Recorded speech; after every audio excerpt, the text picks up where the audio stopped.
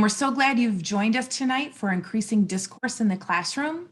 I'm Sherry Zub, a math consultant at Wayne Risa, and my friend and colleague, Michelle Wagner, is here with us. She is an ELA consultant. Michelle, give a shout out, would you, my dear? Hi, everyone. And we also have Dr. Laura Gabrion with us. She's going to be manning the chat and helping us with breakout rooms tonight. So she's here as well. Thanks for joining us, Dr. Gabrion. We appreciate you. So we would like for you to keep your mute button on. It's that red, and make sure that it's red in the corner, and that if you want to unmute and share with us, we really want to encourage you to be an active participant with us today. So feel free to unmute and speak at any time you would like. So the essentials practice in remote settings. It doesn't matter if we're remote or face-to-face. Essentials, when we think about the literacy essentials and the math essentials, they are still best practice no matter what situation, if we're face-to-face or remote. Best practice is still best practice. And we're going to be focusing on a few of those essentials tonight to help increase discourse. So we want to create some opportunities for student discourse. And one great way to set up an opportunity for discourse is for all of us to participate in what we call an icebreaker. Icebreakers are so good for the classroom. They allow the students to, you can go to the next slide if you want, Ms. Laura, thank you so much. And icebreakers are really great because it's really the bridge that helps students become better, quote, talkers in the classroom. It's really a low risk task, and it allows everybody an entry point. There's no right or wrong answers, and it just sets that stage for collaboration, because if they feel comfortable with the icebreaker and they can make some relationships within that group, they're going to feel comfortable when you get into doing small group work, partner work, and things like that. So an icebreaker is just a great way to start off any interaction with your students to help improve discourse. So what we would like you to do is take a look at these emojis that are on the screen. And we want you to think about what is the overall mood for today. What is your emotion, your overall emotion for today? And we want you to place it in the chat, but don't place it in there just yet, because I'm going to give you a few moments to think about it. So if you are just tickled pink and it was a great day, you laughed till you cried, you're going to put 2 into the chat. It's a day, you might do 6. So just think about that. And I say waterfall, I would love for all of you to put your number in the chat. Take a moment.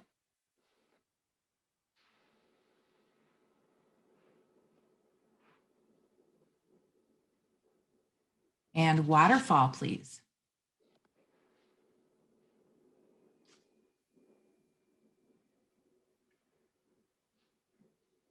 I'm seeing lots of 5s, few 4s.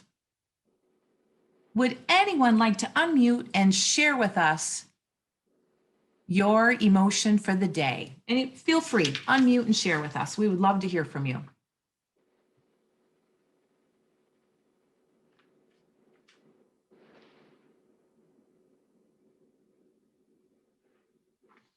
And notice I am using wait time.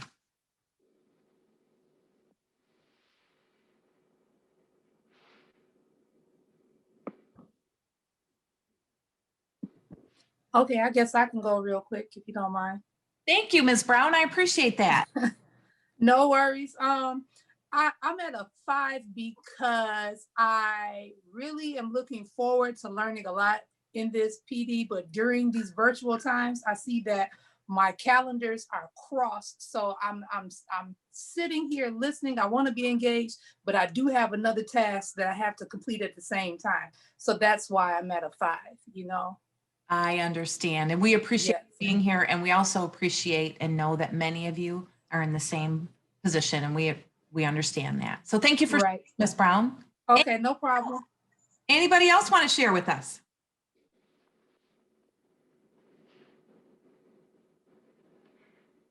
Sherry, I'll share. I picked number 3, and I think that's the surprised emoji. And I picked it because every time I come to one of these sessions, I'm just surprised and amazed and humbled by how much is being done in classrooms.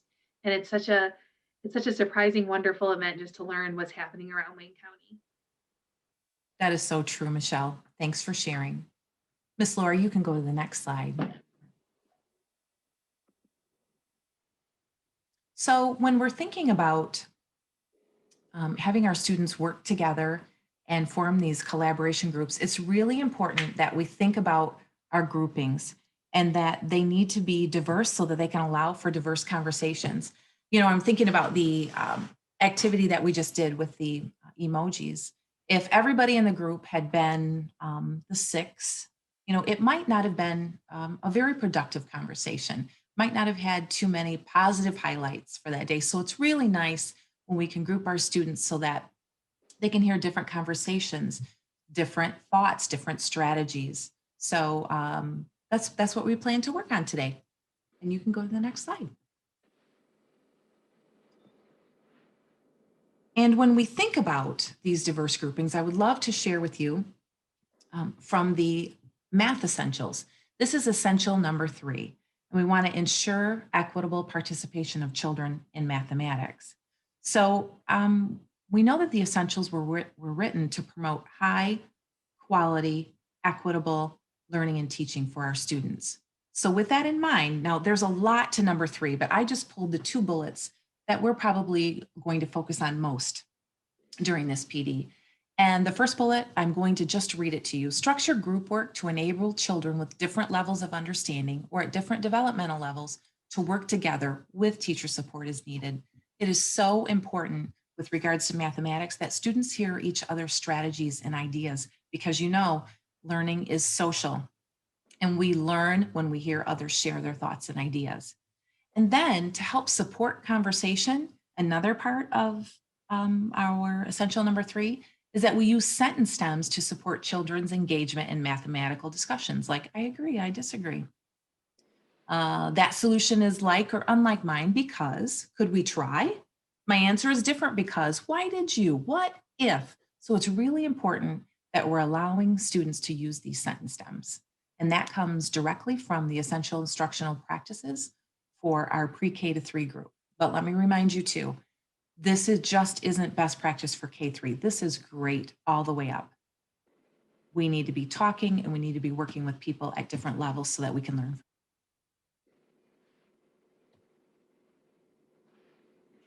And likewise, this idea of collaboration is also in the literacy essentials. So when we think about the essential instructional practices, whether we're talking about mathematics or literacy, we know that these are research-based practices that will work well for all students. So we want to make sure that we're offering those opportunities for children to collaborate with their peers and reading and writing. But just like what Sherry already lifted, we don't want to limit it to the literacy block. This is good practice across the day. So how might you use this in your own remote classroom? If you could just take a second to talk about maybe a little bit how you use Discourse currently in your classroom. So if you have an idea for the ways you've been using it, if you could just pop that into the chat for us. What are some ways you have used Discourse in the classroom? Yeah, I just received a private chat about using the chat. And yes, absolutely. Using the chat is a great way to lift Discourse in the remote classroom. It's so quick and easy that sometimes we don't really even think about it being a strategy, but it sure is. So using that chat is a great way. Also, things like breakout rooms are wonderful for students just to have that opportunity to share together. I also like the idea of that turn and talk with a partner. You could put them in breakout rooms together so that there's just 1 or 2 and have those private conversations. And then also sharing the screen, having your students share their screen and talking through a process is a great idea. I also appreciate that idea of having breakout rooms with roles for individuals so that they might keep each other on track, which can be difficult if the teacher is not in the breakout room. Lots of great ideas. So I'd like to share with you a real life example of a breakout room. So this is one that I was facilitated. As you watch this, is what do you notice about the talk that's happening?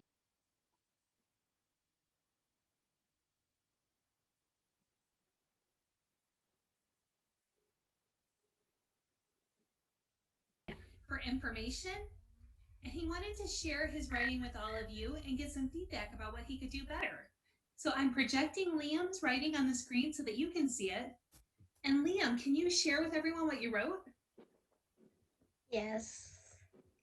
One day I was going to summer camp at the rec center. There is a big forest there.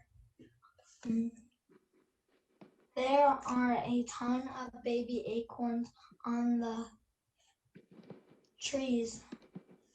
I like to walk on the trails at the rec center. One of the trees died and is now just a pile of acorns. Liam, is it okay if we ask our friends to share some ideas of how we can make that, maybe add more information to make it even more fun to listen to? Sure. Right, what ideas do we have? How can he make that better? Maybe in some places, instead of there just only being periods, maybe there could be like a few exclamation points. How would that change what he was saying? Instead of it just being like, at the forest at the rec center, there were a bunch of trees with baby acorns. It would just be like, at the trails in the rec center, there are a whole bunch of trees with baby acorns. So it would actually give it like voice. But the acorn trees aren't in the trails. They're like right in front of the trails. So maybe that's a piece of information you could add, Liam, an extra detail. Beckett, what would you do to make this better? What information would you like him to add? Oh, I would write more about the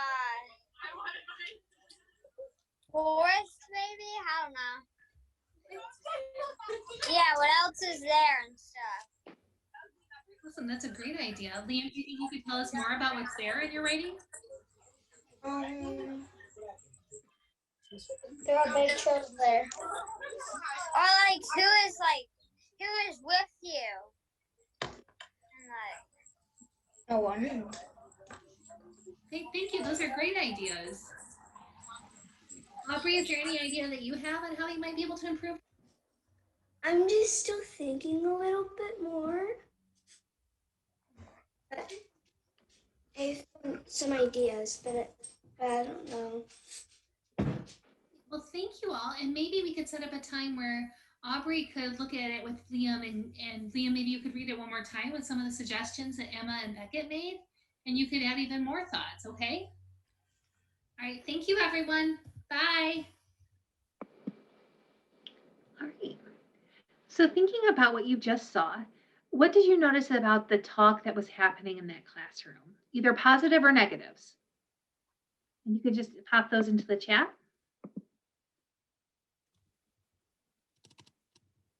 Yep, it was, I see the comment that it was positive. Yes. When we're working remotely, I think it's even more important to keep that positive, upbeat personality because it's so hard to interpret the way your comments are coming across. So if at all possible, just to keep positive, to encourage talk, to make sure that you're accepting all answers, that they're all okay to share and have. But also that idea of it being non-threatening. And also one thing I noticed is that I was talking a lot more in the remote classroom than I ever would have in a group setting in my actual classroom. And I think that's because there's some sense of awkwardness when you're online and you're communicating and people are looking at themselves in the camera and getting close or backing up. At one point, Liam disappeared from the screen altogether. I think he was under the desk for a moment. It's sometimes difficult to hear other people. So having that mediator there really does help move the conversation forward.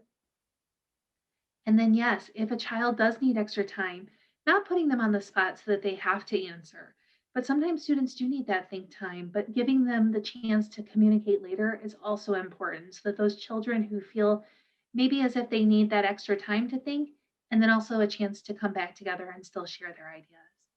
So thank you. And, as you said, Michelle, You said there were sometimes it's a little awkward in that remote situation. And even if it's not remote and you're face to face, there are those moments of awkwardness.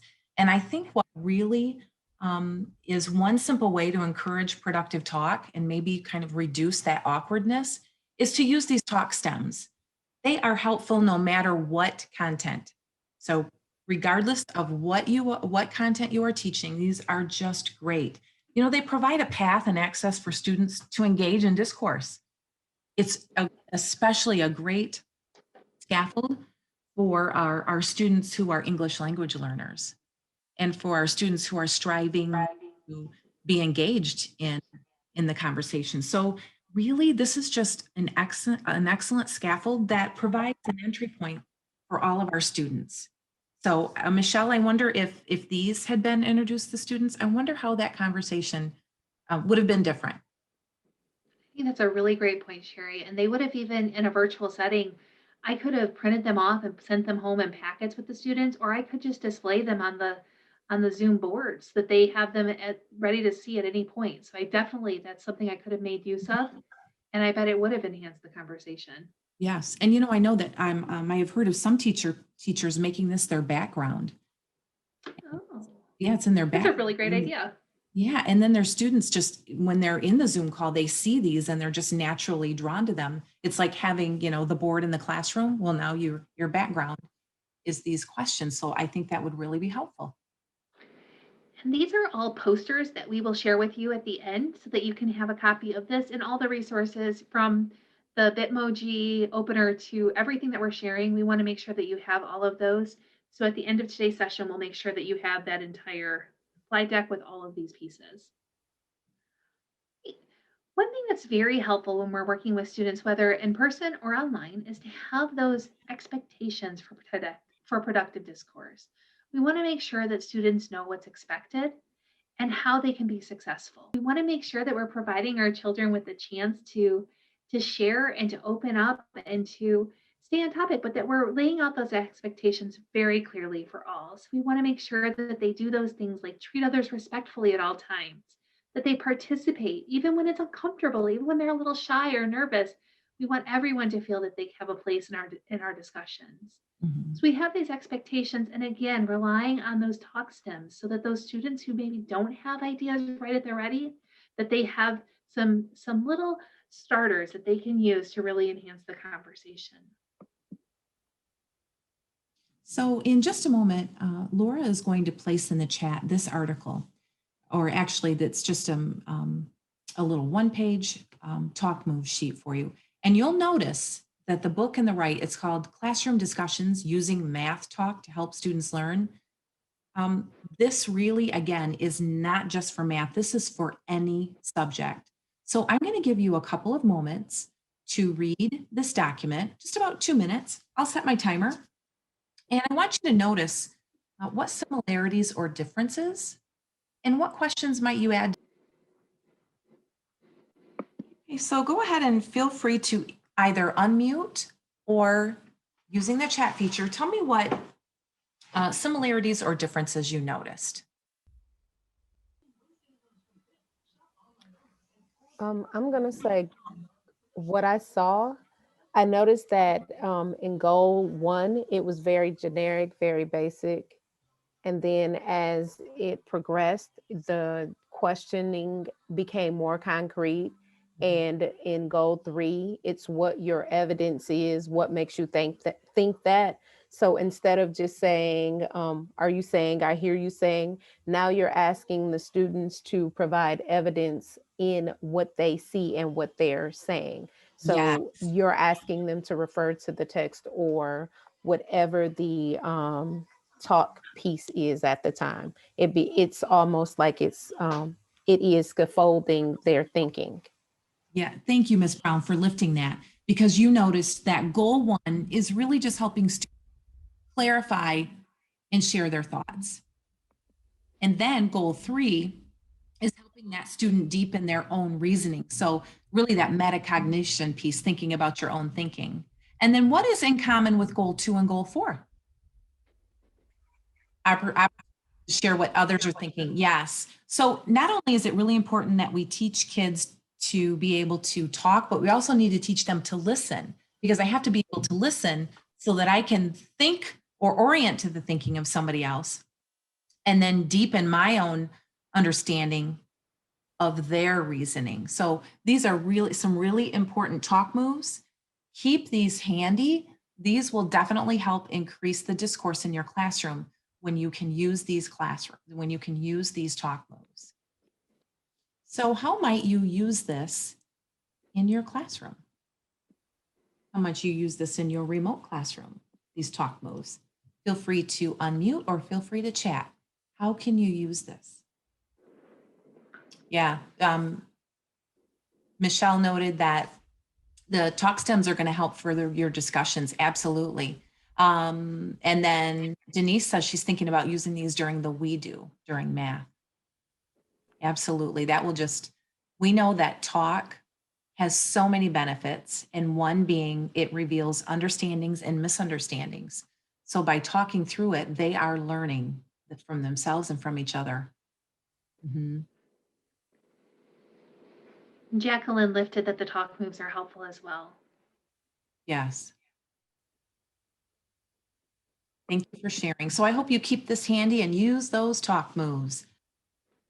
So what if a student can't connect synchronously? What if we're not connected all at the same time? What does that do for the discussion?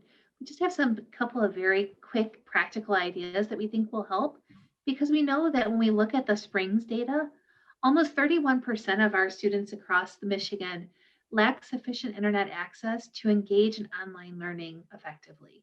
So that's almost a third of our students that don't have access to the technology they need. So how can we involve them in the conversation about that? Some simple ways to get them involved might be to provide multiple opportunities to connect. So not just during a Zoom presentation or a Zoom call, but actually making phone calls and encouraging students to call one another. But even if it's just setting up a time where two children connect with a Zoom call and one is just phoning in, that's fine too. So you don't have to actually exchange the phone numbers, although that may be simpler in some situations depending on your class makeup. But just giving those two students a chance to call one another and talk about their writing or talk about a story they're reading or have a conversation, and making sure they know ahead of time what the expectations for that call would be. What are they talking about and what is the ultimate goal? Mail. No time like now to have a pen pal. And I can tell you, my own children get so excited when the mail comes, but I think that now might be a good time to really show students how to send letters to their peers so that they can not only send mail, but also hopefully receive it as well. But no matter what, we want to make sure that we're showing all students making sure that all students have a chance to connect. So very important right now more than ever as we're socially distanced. But until we can come back together, we want to make sure that they all have a chance to connect virtually.